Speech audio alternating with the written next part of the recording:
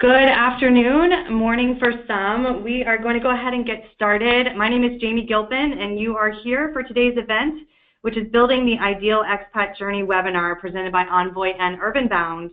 So first, a few housekeeping items. So this session is being recorded, and we'll be sure to send you the recorded session for your reference, of course, to share with anyone within your organization. The presentation itself will last for about 45 to 50 minutes.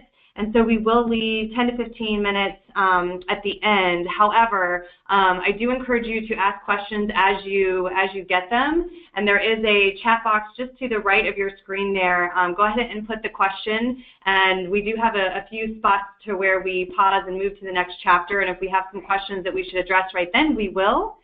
And without further ado, we will go ahead and get started.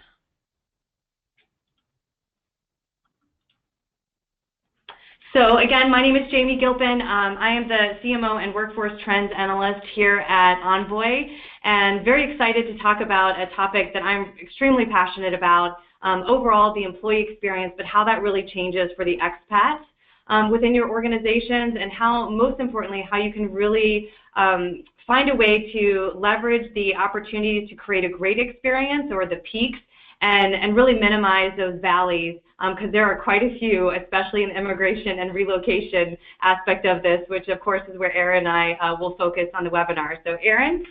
Hi everyone, so I'm Erin Watson, the VP of Marketing at Urbanbound, and I'm really excited to join the call today and just talk through all of the best practices that we've learned just working with all different types of companies, and as they're relocating and onboarding their different employees. And coming from, an HR tech background, I'm really excited to talk about how, with all the different stages of the process, that, you really can just make little tweaks here and there to make it such a more impactful experience for your expats.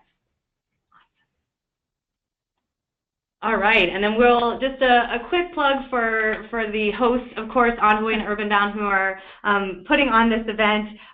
So Envoy, we're a leading immigration services provider. We combine our expert legal representation, so immigration attorneys, with technology to provide the only enterprise platform that enables companies to effortlessly hire and manage their workforces across borders.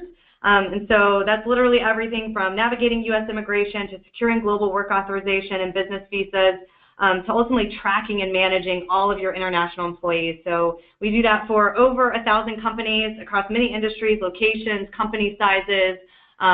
Great organization, proud to be a part of it, and even more excited and proud to be partnered with a great organization like Urbanbound. Well, thank you for that good setup. So a little bit about Urbanbound.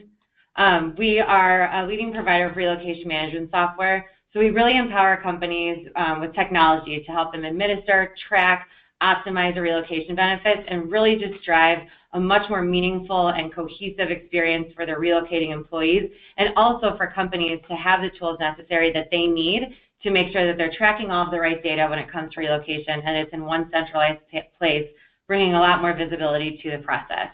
So same thing, we work with a ton of really great companies and are excited to be partnered with Envoy. So I'm going to go ahead and kick us off with the agenda. So a few things. So we're going to go ahead and cover the why. So why is employee experience important? Why is the whole experience important to your bottom line? And what impact does it have throughout the entire life cycle? The what, so what is the employee life cycle, and how does that look different when you're looking at your expat journey and your expat employees? And the how. So the bulk of the presentation will really just be a lot of tips and best practices that we've both learned for each step of the experience that helps impact really all of your employees, but then also same thing, what are some different things that you can do to really drive that experience for your expats? Awesome. Thanks, Erin. So like Erin said, we're going to start with the why. And I love these types of webinars because we really truly hope that you walk away with this with some tactical ways to execute.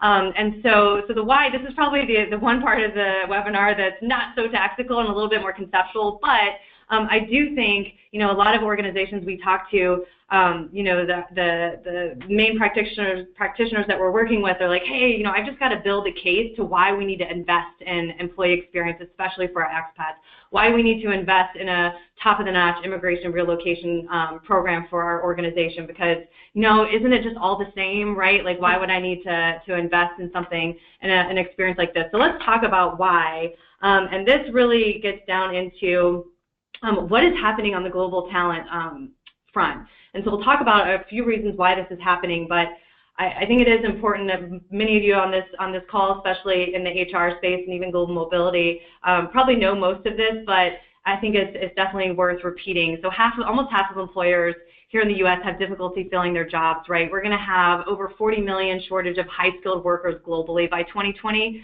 1.4 million shortage of software developers here in the U.S. by 2020. And so a lot of that is happening because of STEM. We've got supply issues. You know, over 500,000 computing jobs were open nationwide, and only 43,000 computer science graduates actually entered the workforce last year. So we've got some challenges with supply and demand, but it's not just the skills gap that we hear so much about. It's also just employee expectations. So 71% of millennials, this is according to PwC study, want and expect an international assignment. That looks a lot different from Gen X and baby boomers of the past. And so international assignments, and in particular in investment in global mobility, is actually supposed to double by the year 2020. It's already increased by 25% in the last 10 years, but it's supposed to increase rapidly as far as that change over the next few years. So why, you know, this is even the larger picture. CEOs are concerned, right? PwC did another great study of CEOs, and availability of key skills is actually their third biggest concern. And to put that into context, it was actually number 5 last year. And so when asked, hey, you know, what do you recommend in order to overcome some of these talent challenges? Well, you know, of course, there are important things like diversity and just looking at your overall people strategy, but 3 and 4 right there, that's why we're talking about this today. You know, we need to move talent to where we need it, and we need to seek out the best talent regardless of demographics and geography, which plays right into the global mobility, relocation, and immigration front. And why? Because, not too surprising for all of you on this call, you know, the ability to move our talent around and the ability to hire from all around the world, it helps fill our skills gap. It makes us globally competitive. But also, you know, international transfers especially are critical to managing and expanding our global business, partly because millennials have that expectation, but partly because it is mission critical to be able to move that knowledge and that transfer of brain power from one employee, you know, from one location to the next. So not too shockingly then, 63% of employers say sourcing foreign nationals is very to extremely important in their talent acquisition strategy because of all of the reasons we just went over. And so 55% of employers actually expect their company's foreign national headcount to increase. So, which of course, it goes right indirectly into how are we going to do that? Well, it's going to be more immigration, more relocation. I think the stat to note here is that this bumped up from 34% last year. And the other side of this is it's not just hiring people into the United States, but it's also, again, securing global work authorization for our employees to transfer them around the world. And almost 60% of employers said we expect this to increase in 2017. So it's not just, of course, the skills gap and why that's important, but also really the significance that an actual great experience plays with an organization. Absolutely. And so, you know, we're sure everybody on the call today understands the importance of just a really solid onboarding program. But these are some great stats that we thought we'd share of how it really, you know, impacts the retention. Because obviously the main focus is on onboarding, but understanding the impact that has on the employee life cycle at your company. 50% of companies experience a greater new hire retention when they have a standardized onboarding experience for their employees. And 69% of your employees are more likely to stay with a company for 3 years. So everything you're doing at the forefront of that employee life cycle has such great impact years later on in that employee's life cycle at your company. And then also just, you know, when thinking about your expats and your relocating employees, they have so many things going on. So they're very different than just your normal new hire. They are trying to, you know, maybe get their visa, find their new home, say goodbye to old friends, and you know, try and find new ones. And they have just this extra layer of additional stress that comes along with their new experience. So it is always something to really take into consideration when you are looking at your onboarding process and how it is, different for these expats, and just really be empathetic and understand the stress and all the different things that they might have going on, because there really is so much that they're trying to keep track of, and they're trying to do that all alongside of, the typical onboarding of learning about your company and getting prepared and doing all of those things. So the more that you can do as a company to really just make it a streamlined and clear and prepared process for them, the better, and the more ready they are, they will be to start on day one. So let's go ahead and dig into the next section, the what. So what is the ideal employee life cycle, and how does that differ when you are looking at relocating employees and your expats? So looking at it, just a standard hiring process here, this is something at a very macro level everybody's pretty familiar with and looks similar company to company and with different types of hires. But let's see what happens when you put the layer of relocation and immigration on top of that. So you'll see right here in the middle, obviously it shoots right in the middle and adding the immigration process and the relocation. But notice we also have to highlight the offer process as well, because there's a lot of things that you can do there and that you really have to do there to make sure that expectations are clear and that they're excited about the opportunity, and they know that the resources that you're providing as a company are really great and above anybody else from a competitive advantage. So we'll go through a lot of these different stages later and talk about how they do change, and there are little nuances to each of them and when it comes to your expats. So something to kind of talk about is that what we see a lot is that the biggest mistake that companies can make is to really lose sight of the employee experience during a really critical part of the process. And if you could have guessed, it's during the immigration and relocation part. And really, more than often, we see this happen because this is when the employee handoff occurs.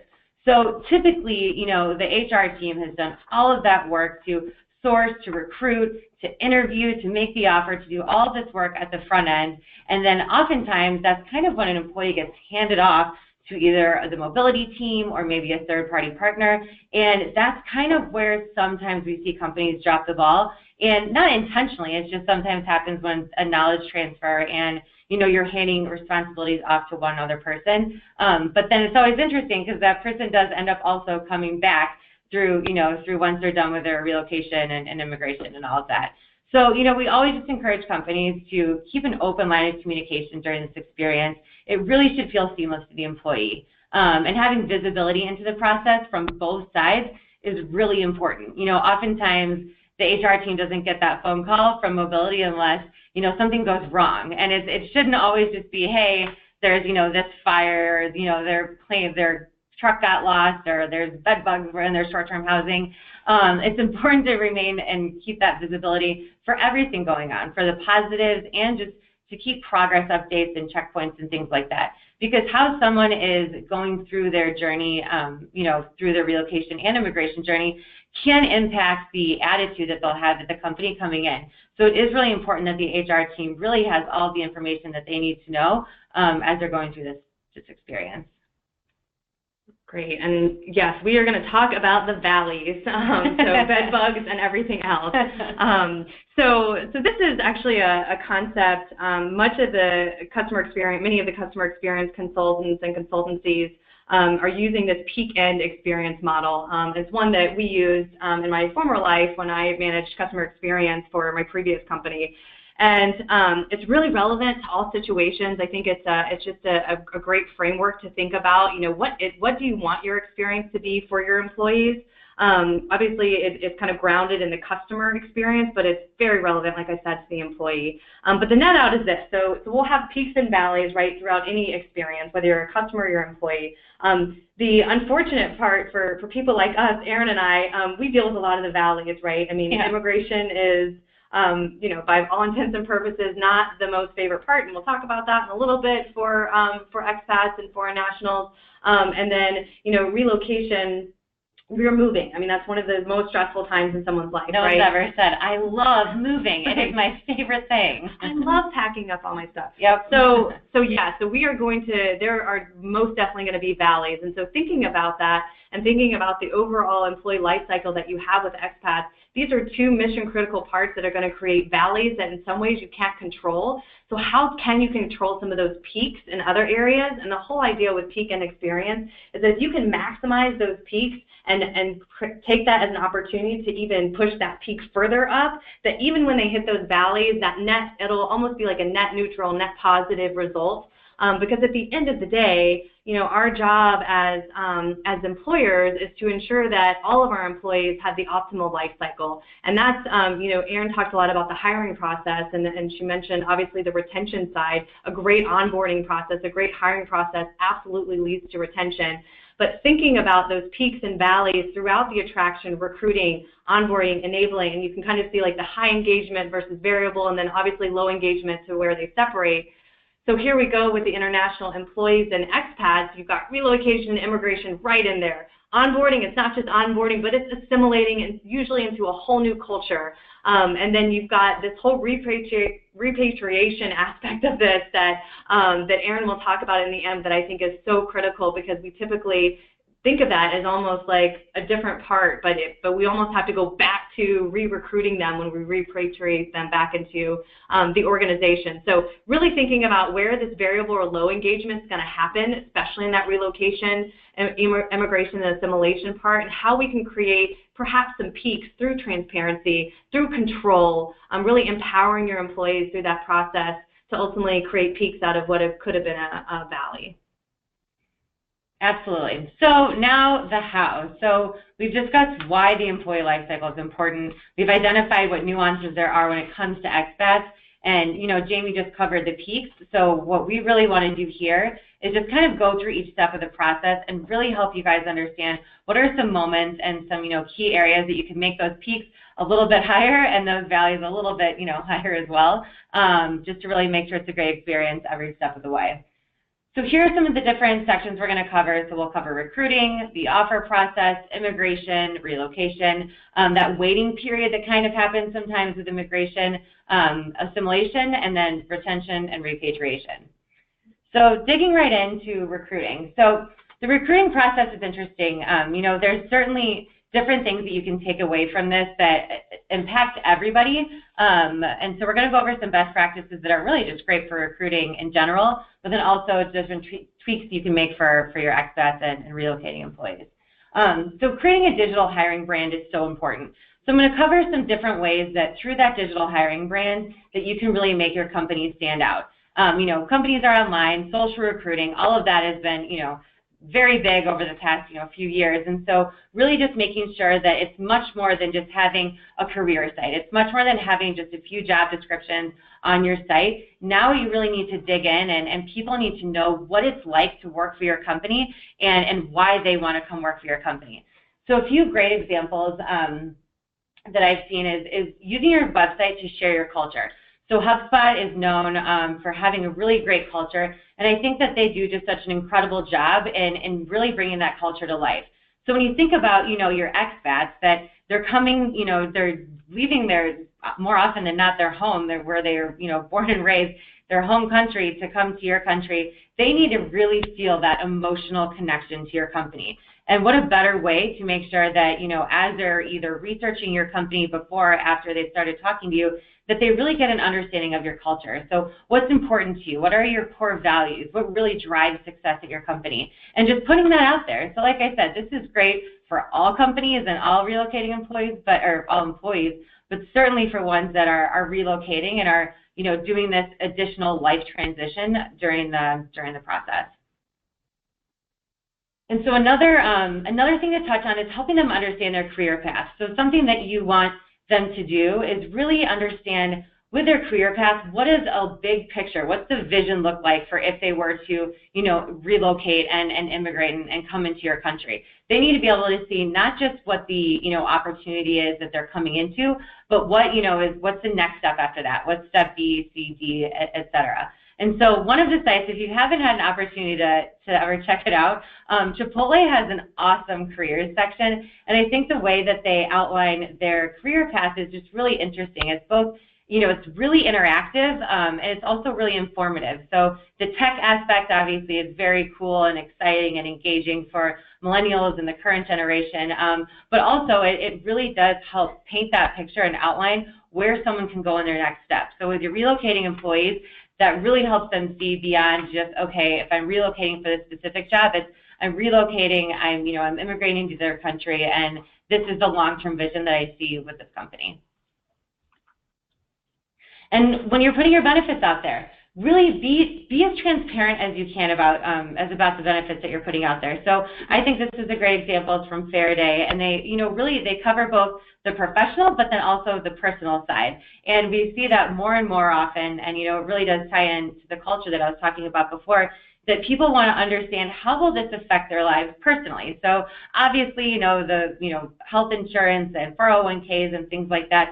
But if if your company does, softball tournaments, or if there's a casual dress code, or maybe you have a really relaxed, vacation policy or lunches or whatever it is that your company does that, does make it stand out and makes it a little bit more unique, put all of that on your website. Really, really sell what your company does to make that person be really excited about coming in and joining your company. And then, obviously, make sure you put relocation and immigration right front and center on all of your job descriptions. So this is something we typically don't see a lot, and when we start working with companies, it's something we always really encourage them to do. That let people know that you are offering relocation, that you are willing to immigrate employees for these specific jobs. It does such a great job of widening your candidate pool. Someone's not going to read your job description and say, oh, you know what? That would look like a perfect fit for me, but you know what, I don't live in Boston, so I guess I can't, reach out. And so I think, this company does such a great job. I love how they put it front and center. They said, relocation is provided, and they say exactly what that benefit's going to be. So I think they just did such a good job of letting people know that, hey, we're willing to relocate people, and this is what we're willing to, pay. And sometimes you can't get that specific as the, types of visas you're willing to do, or the types of, relocation packages that you're going to provide, but simply just, even putting it in the header, saying that we even, will give you a relocation benefit is sometimes just enough to let people know that you're willing to invest in them, and you're even willing to accept candidates that aren't, from the same headquarters. Okay, so now we're going to dig in a little bit to the offer process. So you have that all-star candidate, you've taken them through the interview process, and now you're ready to make that offer. So something that is really important during this time is to really leverage technology and the benefits to increase that offer to acceptance ratio. So keep in mind that the technology that you're offering is a benefit. So the fact that you're a forward-thinking company, that you've found not only an efficient way to deliver benefits, but also a superior way to deliver the benefits in a manner that most people now kind of expect when they're working with companies, can really be the tipping point on sometimes what will make that candidate accept your offer or not. And so here's another example of just some offer letter language. So we discussed earlier about how it's important to make your company culture shine through. Let that transition all the way into your offer letters. So don't just say, we're giving you relocation. Say, we really care about you, and we want to make sure you have a great experience, and that's why we're offering you, this impeccable relocation experience. We're going to pair you with an attorney. We're going to really take care of you throughout the entire process, and let them know why. It's because you care about them and you're really excited that they're joining their company, and it just helps tie everything in together and really gives someone such a great first impression and really makes them excited to join. That's great. Thanks, Erin. I think the offer letter especially is a great opportunity to really think about how you make that a peak and really expand that peak even further than maybe you would have before, because we know right around the corner is probably a valley, right? Yeah. We're about to go into the immigration part, but we all know this. I mean, all of us on the phone who have either, obviously secured a new job ourselves, but also have given offer letters to many, many employees, and that is like the most excited time that you are to start with an organization. So how do you maximize that time? And one, just like Erin said, like what's the technology, what's the way that you're actually distributing that offer letter and that experience, but then what's in the offer letter itself? And Erin hit a great point, really touting your benefits throughout the recruitment process. And so this not only is valid for the offer, but also in that recruitment process. So we did a survey of over 400 employers and asked them, what are the immigration-related perks that you do offer? So at bare minimum, like, are you at least competitive in the marketplace? So paying for dependent visas came out for expats. Immediate green card sponsorship, there's a good portion of companies that are doing that now. We're seeing that actually trend even further into the immediate green card sponsorship, especially for those high in demand engineers and developers. Travel, I thought this was really interesting. Many organizations are actually paying for airfare for not only the employee, obviously, to go back and forth, but also for their immediate family members. Transportation, so I think this is really critical, especially if you are moving someone to a new, and obviously Erin could speak to this far more than I on the relocation side, but are you providing a car service? So they just don't have to worry about that, especially for that first week of work, right? Absolutely. Like, just send a car service, get them to the office so that they feel, that's not an additional stress. And that could be a peak, right, something they weren't expecting. Housing, and again, Erin will go into some of this, and we'll also talk about that assimilation training, the fact that companies offer that as well. And then the other side of this, we asked actually about over 700 expats and foreign nationals in a study mid last year, what would most entice you to leave your current company? So this list probably looks pretty familiar because expats are people too, right? Like whether you're moving to another country or just changing jobs, you're probably changing for a higher salary. You're probably changing for more job growth responsibilities. But benefits are actually the third most important things for expats, which actually that's a bit lower when you look at other studies. And then right behind that, green card sponsorship. And in fact, 14% of visa holders would actually leave their current company for a company that actually sponsors green cards. And I think this is really important because, especially in that recruitment phase, many visa holders just want to know, do you have a green card sponsorship policy? And 70% of them say that, hey, if they have a policy, then that is extremely important in my decision to actually go work for them. So usually the next question from our customers and in presentations like this is, okay, great, so what is a normal green card policy? Keep in mind, like I said, these are shifting quite a bit. Over the last few months, we've actually had several of our customers completely abandon their green card policy and just put all of their employees on green cards and starting that process. Mainly for, if we talk about the entire employee experience, there's a lot of uncertainty out there right now from an immigration perspective. So can this be a peak where right now it's a valley? Can you turn this into a peak and say, you know what, I want my employees to know that we support them, that we want them here, and that we want them to feel safe and secure, so let's just start this. Obviously, there's a cost involved, so realize that there's risk in some cases or some ways, but at the same time, how can you create a peak in this instance? Because otherwise, typical policies, there's quite a few that are doing it at that 1-year anniversary, quite a few, so 28% are doing it at 3 years, so basically after that first H-1B visa renewal, but again, 30% are doing it immediately. But something to consider, especially when you're thinking about benchmarking that policy in particular. And so finally, we're going to move to really the post offer stage, because this is where things can get hairy and where those, like I said, those valleys can happen. But this is really where the onboarding process starts. And so how do you really take this time post offer to ultimately create a better, I was going to say an awesome experience, but I'll say a better experience throughout the immigration and then relocation process.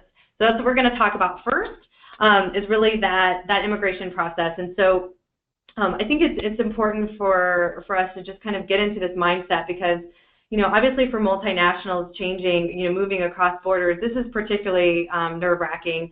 Instead of just the background check and like some screenings and some reference checks, right, that many of us have to go through, there is this entire process, the immigration and work visa process, leading to, of course, the relocation side of it. So we asked in that study, those 700 plus expats, in your experience, what has been the most significant drawback of working as a visa holder in the United States? And I found this, just troubling in a lot of ways. I mean, for visa holders, they actually found the immigration process the bigger drawback than being separated from their family living overseas. I mean, wow. that is, just eye-opening to me. And keep in mind, this was done in just about 8 months ago. So this probably looks a little bit different right now. So just keeping this in mind and what that mindset is and where that emotional mindset is at this point is really important. And then just from a tactical perspective, what was it about the application process that made this so difficult? And part of it was just the process was slow, and probably all of you on the phone are like, yeah, I know, it's slow for us too. That's our biggest complaint. In fact, employers say, yeah, the number one way to fix this is actually to expedite things, which is not the case right now. But actually, lack of control was right behind it for STEM. So 20% of STEM workers said, actually, my most difficult part was this lack of control. Yeah, the process was slow, but for me, I had no access to attorneys. I was constantly asking questions, not sure how to fill things out. That lack of transparency and little guidance were two other areas that we heard quite a bit and we're hearing more and more of today. And so when we asked, for those of you who did have an okay, positive immigration experience, what was it that drove that? And 36%, this is the number one answer, it was direct access to attorneys. And I think that is something that, many employers kind of overlook, mainly from a cost perspective. So are you partnered with a service provider that gives your employees access to attorneys without, incurring those extra billing costs? And ultimately creating, again, less of a valley for this type of challenge and pain point for our employees. And so not too surprising, I mentioned on the employer side, the biggest pain points for you are gathering documents, right? Fear of missing a deadline, foreign national anxiety, fielding foreign national responses and questions, getting attorneys to respond to you because you play that middleman, right? Like, my candidate asked me questions, I have to then send that to the attorney, waiting for the attorney to respond, then I have to send that back. Now they've got more questions, and it's this constant cat and mouse game. So again, this goes back to control and just really empowering employees to ultimately take control over this and have some of those answers themselves. And so, obviously we're super passionate about this. Technology can actually ameliorate quite a bit of those pain points, or at least better them. Using technology to effectively just collaborate and really empower your employees to take control of their application. Also get immediate status updates, be able to contact the attorneys within the application through the communication center. And we'll talk about this in just a second, but this idea of no news versus good news and how you automate some of this communication to ultimately take that burden off of you. And then, we won't get too deep into this, but the other side of it is, we've talked a lot about inbound immigration, but the global side of things, employers are having pretty big difficulties with maintaining compliance on the global side too, just understanding the differing regulations, maintaining accurate records, right, understanding the differences between business travels and permits. And then there's the no challenge thing, which I find interesting because I think part of the challenge with no challenge is that compliance, right? Things are changing so quickly that many employers don't even realize that, oh, I can't send my employee, over to this short-term assignment with just their passport. I didn't realize they actually needed a work permit for that because they'll be there for 6 months, or they actually are conducting business. So just lots of questions around that, and understanding and having a service provider to really walk you through that and being a partner to ensure that you are compliant. Perfect. Let's talk relocation. Yeah, so here we go. So, I think when looking at the relocation process, something that we always talk to companies about is, it is a separate process in onboarding, but in order for it to really work all together, they really do need to be part of that same system.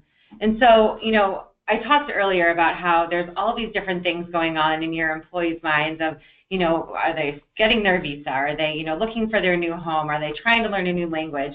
But then also it's, usually all over the place. They're trying to keep track of different deadlines. They're trying to keep invoices and receipts and messages from you and messages from different suppliers and messages from their spouse or from their partner. And so really, keeping in mind that there's all of these different components that come on board when when someone's going through relocation and immigration. And really, the same thing that Jamie just talked through and that we're obviously really passionate about as well is just leveraging technology and leveraging, all of the great components of technology to really deliver the best experience. So when you pull all of these pieces together and bring it into an online platform, it does provide the visibility. It gives someone one place to go to understand what are they trying to do and what is their next step and what are they waiting on, and just making sure that, that visibility is not only there for them, but also that it's there for you and for your company. The same things that they're wondering of where they are in their process are also the same things that I'm sure,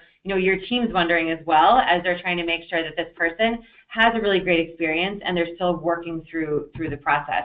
Because that impacts, that impacts your team as well. It impacts their start date. It impacts how ready they'll be when their start date comes, and if there's different delays that might come along the process. So the more you can do to leverage technology, to have that sit right in the middle of all the different people and all the different, third parties that are coming together, the better. And so I had, an opportunity to sit down and talk to our relocation consultants that, work with expats every day, and I really wanted to get a better understanding of what are some things that come up in the process, what are some gotchas that, you oftentimes see employees maybe not fully grasp, or maybe communication from an employer could have been better. And I thought they really came up with a good list of some roadblocks that really do come up during the relocation process. So a couple of these maybe seem a little bit obvious, but I think, sometimes it's the most obvious things that oftentimes get glossed over, and you as a company might assume that someone might understand different things about immigrating and about relocating, but these are things that are just as important, especially if it's someone's first time, to really help them understand and set different expectations.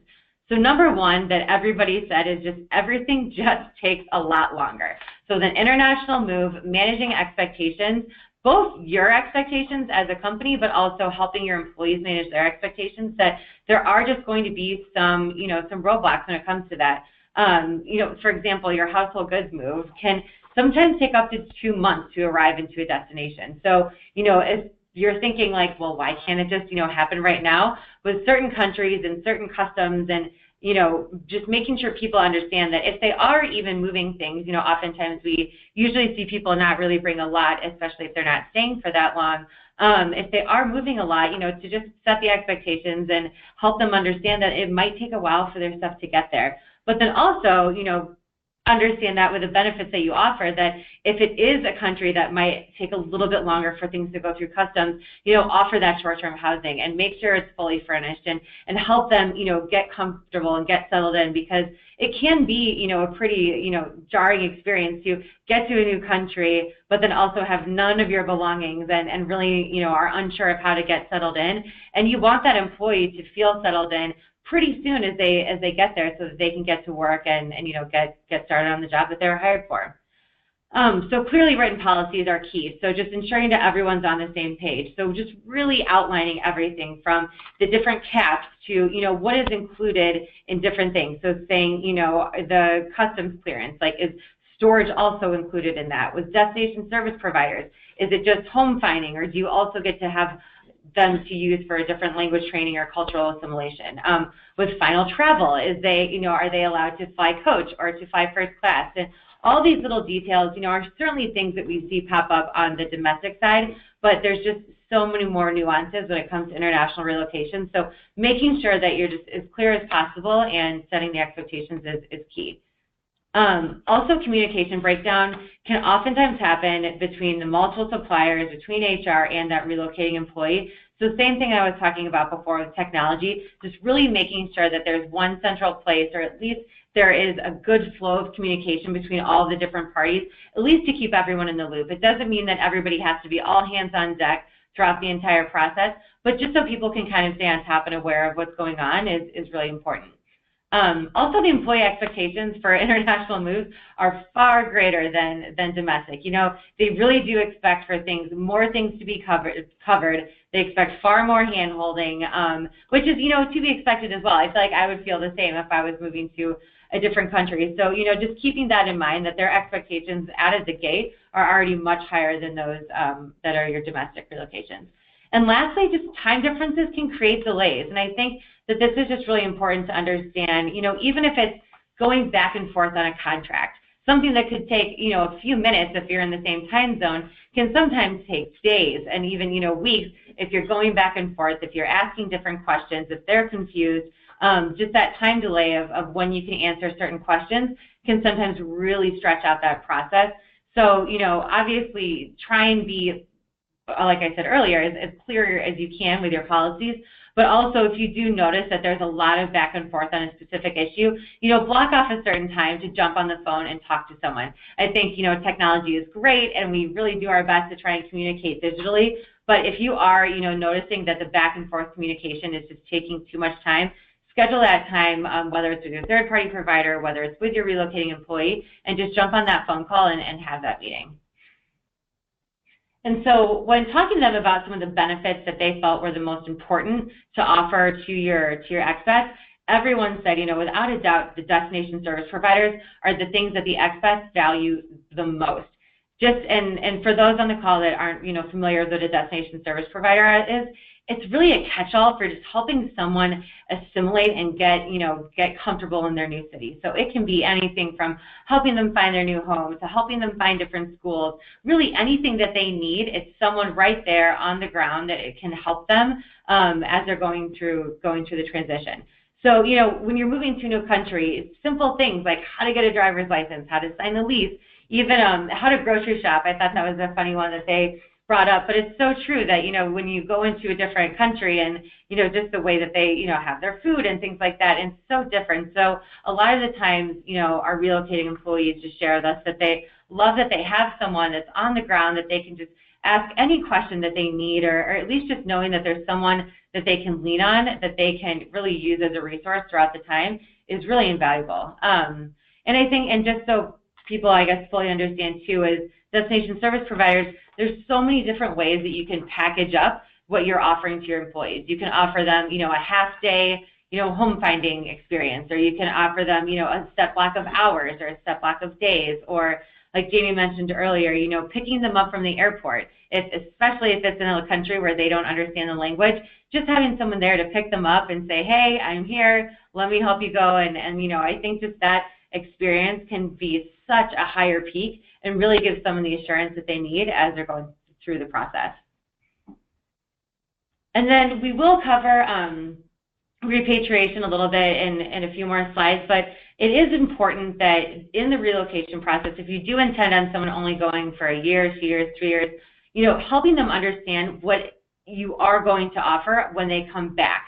And you don't have to, obviously it is a different relocation policy. It is usually a whole different offering, but at least setting the expectation for someone to know that we do intend on covering your relocation back. And in a ballpark, here's kind of what we would intend on covering.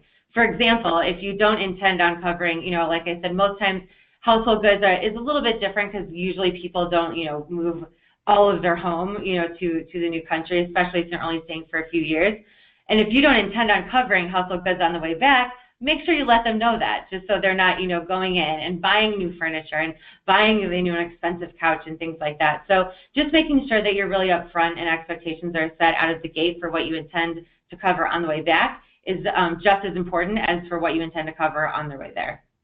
That's such a great point, and I know we'll talk about repatriation a bit more, but I just read a recent article that that employers are seeing an uptick in turnover after repatriation for those employees, and I think that's, a great reason why, right? Like if they don't Absolutely. have, it's the whole idea of like, you got to assimilate people right back into the culture, even if they're from this place.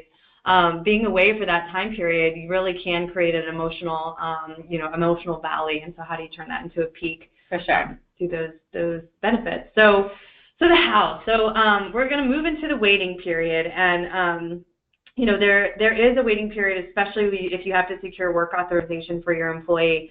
And sometimes that's waiting to move. Sometimes that's obviously immigration approval with the government. But it's really important, especially right now, to leverage this waiting period because it can very easily slip into a valley. And so everything that Erin talked about, I love, because setting expectations, right, communication, that becomes really important in the waiting period. And I want to tell a little bit of a story because I think this just kind of puts it into context. So here's Bob, right? he's delayed at the airport, and he's waiting for his flight. He's looking at his phone, and he's like, okay, this flight's about to take off. It's supposed to take off in 10 minutes, and I don't even see a plane at the gate. And there's Sally, right? She's behind the gate, the flight attendant or the gate attendant, and she's stressed. He can tell, but there's no update on the screen. She's not making any announcements, and he's about to go get in line, right? The extremely long line to figure out what's going on. Okay, so now here's Bob. Flight is delayed. He looks at his phone, right? Flight's supposed to take off in 10 minutes, no plane. But the screen is updated, and it says delayed. It doesn't say when it's delayed to, but it says delayed. And Sally comes on, and she says, you know, all the passengers on flight 457, I'm so sorry. We are experiencing delays. As you can see, we don't have a flight outside. I'm waiting from ground control to find out what's going on, as well as when we expect to take off. Again, apologies for the situation. So I know many of you on this phone have, on this webinar, have been through both scenarios, right? In both scenarios, you have the same information, which is nothing, right? Both scenarios, you know that you're delayed, but you don't know when you're taking off, and you don't know what the issue is. Is it weather? Is it mechanical? But in one situation, at least someone has recognized that this sucks and that they're going to tell you, right, that they don't have the information, but reassures you that I'm going to update you as soon as I know, and I've got you. And so that's really what this waiting period is about, because we hear about this a lot, like it's the immigration black hole, right? Like you've done everything, you've gone through the stress of finding birth certificates and, you know, work description. I mean, there's so much that goes into that application. Now you've sent it off to the government, literally FedEx, a paper application. Yes, we're still doing that, you know, to the government, and now there's just this waiting period. And so, yes, we don't have information, but at least just to acknowledge that, hey, you know, we've shifted off to the government. We should expect this time period for us to know, but we will let you know as soon as possible. And then just the check-in, the weekly check-in, and using technology to automate this is great, but how do you also bring that personal element to ultimately make what could be an extreme valley into at least a midway between a valley and a peak? Perfect. And so it really is, it's crucial to make the most of your employees' time during this waiting period. So instead of, you know, just kind of saying, you know, sit there and hang out and we'll let you know, give them certain goals and things to accomplish during this time to keep moving that process forward. So something that can be a great thing to do during, you know, while you're waiting on your visas, you obviously can't book and you shouldn't book and schedule your household goods yet, but household goods surveys are a great thing to do during the waiting period. So obviously, you know, in that time frame, someone's probably not going to, you know, go buy a grand piano within, you know, a week before they're moving to a different country. So, you know, for the most part, their home goods or their household goods surveys shouldn't change too much. And so this is a great thing to get done. So that way, when their visa, you know, does get approved and everything's ready to go, they can hit the ground running, start working with that supplier, and get the ball moving forward. Because more often than not, as soon as the visa does get approved, that's when, you know, you guys want the process to start. Okay, now let's go. Let's get them here. Let's get them moving. And so, you know, making sure you can accomplish as much for the relocation as you can during this time is really important. And also getting them excited about their new city. So making sure that you're providing them information and helping them see, you know, their city through the lens that you see it through. So helping them learn more about where people live and how to get to work, and all these different things are really important and great things that someone can be really digging into during this time while they're just kind of sitting there waiting, and it helps them get excited for their next step. And putting that all in one place for people to really easily access and be more resourceful on their own. You know, you want to be able to provide them some place to go to, so they're not constantly, obviously, emailing you or different, you know, the different third parties asking questions, you know, simple questions that I'm sure you guys are getting every day from all of your different employees, everything from dress code to, you know, how do I get to the office or what's around the office and things like that. The more resources that you can provide to your employees to really whet their appetite during this time, the better. Great. So we're going to cruise through. We've got just a little bit to get through, and I want to try to leave at least a few minutes for questions. So make sure that you're sending those questions through. Even if we don't have time to address them right in the webinar, we'll definitely follow back up with you. So so as far as assimilation goes, so 31, we talked about this before, right? 31% of employers supply some sort of cultural assimilation training for expats, which is really mission critical. You know, Aaron's going to talk a little bit more about the spousal report, the spousal support, because it's not just the employee that you have, right? It's their entire family structure and their family support that is really mission critical in all this. So almost half of employers are offering language classes and support for dependents. 43% are offering like social networking opportunities for spouses to come together. And when we asked in that survey that I mentioned a few times, what would help you better assimilate into your company culture? More orientation training, right? Cultural assimilation, language classes, mentorship program, even amenities like a prayer meditation room. So really just thinking, and this goes beyond just, immigration or relocation. This is just inclusion, and diversity, and really making sure that your employees feel acclimated not only to your employees' culture, but the culture there locally as well. Absolutely, and language training comes right alongside with cultural training, and certain things, obviously you want someone to, and maybe you are having them learn the full language, but just really quick, gestures of, how to tell them say hello and thank you, and quick vocabulary things for them to know, and certain words that you maybe use a lot in your industry. That's something that we see more often than not is in a typical language course, they might not cover industry-specific words, so making sure that they have a great place to go to learn some of those. If there's no change in language, there are still some language, there's body language, there's different types of communication, there's slang, and so just making sure that, you're not just offering the traditional language training, that you really are finding, resources and tools to take it one step beyond that. And then also spousal support. So, a really interesting stat that I saw is that a failure rate of new executive hires is close to 50%, and most of these frustrating and expensive failures are more often the result of the personal and family dissatisfaction rather than any job-related issues. So you really have to keep in mind and really be empathetic that your employees, it's not just them moving. It's, either their spouse, their partner, their whole family. And so anything that you can do to help provide support during that process is going to be really impactful, especially if that spouse or that partner is, leaving their job. And that's one thing that we've seen, expats really just value is that if the spousal support is, job finding assistance for their spouse or partner. So helping them, work on their resume, get everything up to snuff, and really helping them work with recruiters and find a new job in their new country. Yeah, that's a great point.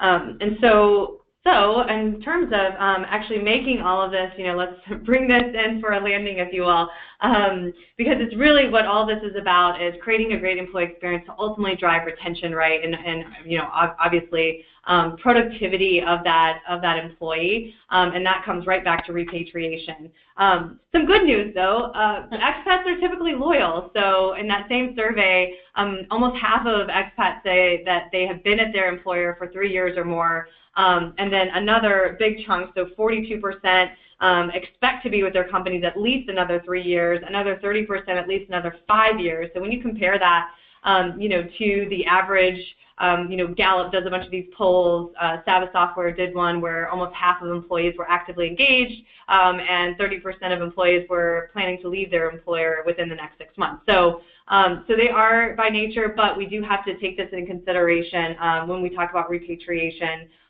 in general. Yep, and here are some stats as well, just to hammer home the importance of how the whole onboarding process really does affect retention.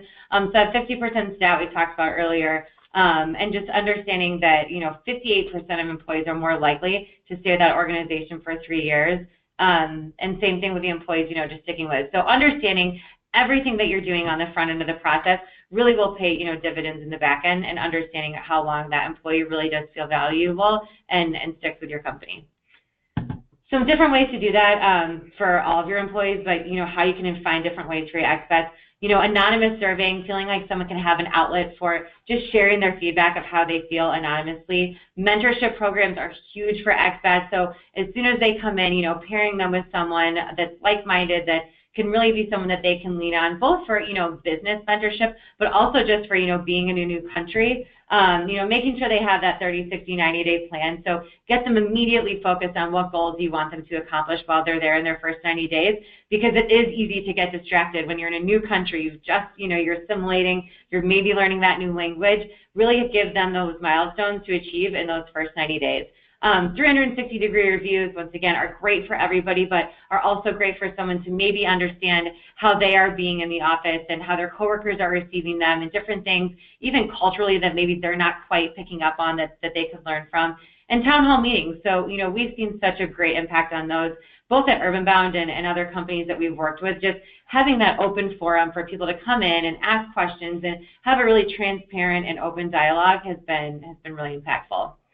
And so the last thing that we'll cover before we jump into a few different questions is just, the concept of repatriation. So understanding that, sometimes it is logistically easier, is that you're coming back to your city or country or wherever you are from. There are certain things that are easier, but emotionally it sometimes really can be more stressful. You maybe, spent all this time really assimilating and being part of the culture of your new country, and having to come back is just another Band-Aid that you kind of have to rip off and come back. And life is different when you come back, whether, different politics in that country have changed, or, different friends and family have, moved on and have, kept living their lives in the country that they stayed in. And so understanding of how to do your best to help your employees really, join back into the workforce. And something that we heard one of the companies do that we just loved is that anybody that repatriates back, they, do a lunch and learn and just bring people in and let them share their stories. And, not like, here's, my family next, like the Leaning Tower of Pisa, but, here's, a business trend that we noticed. And here's something that we thought was really interesting and different when I, that I learned when I was at that country. So the more outlets that you can give your employees to really help, share their experience and make it feel like their experience is unique and valuable, the better. That's great. Thank you, Erin. So we have concluded the webinar, and we do have a couple minutes. So please submit your questions if you have them. I have one around just some of the services that we provide. So we can talk about some of these. I think at a very high level, obviously what we're excited about, especially with the partnership between Envoy and UrbanBound, is we're really passionate about empowering employees and giving them a great experience throughout both of these immigration relocation process, and really leveraging technology to ultimately do that. And so that is definitely, as far as the actual services themselves, think everything relocation, everything immigration, securing the work authorization, through a platform and partnerships.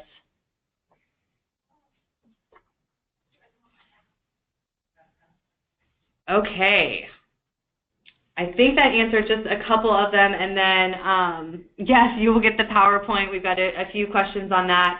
You'll get the PowerPoint and you will get the recording, post this, and we'll actually also, I should have flipped that already, we'll also share both the HRCI and SHRM credits for spending the hour with us. You do get a credit for both of those. And so without further ado, I guess we'll go ahead and conclude. And thank you so much for spending an hour with us. We're obviously really passionate about this topic matter and creating a great experience for your expats.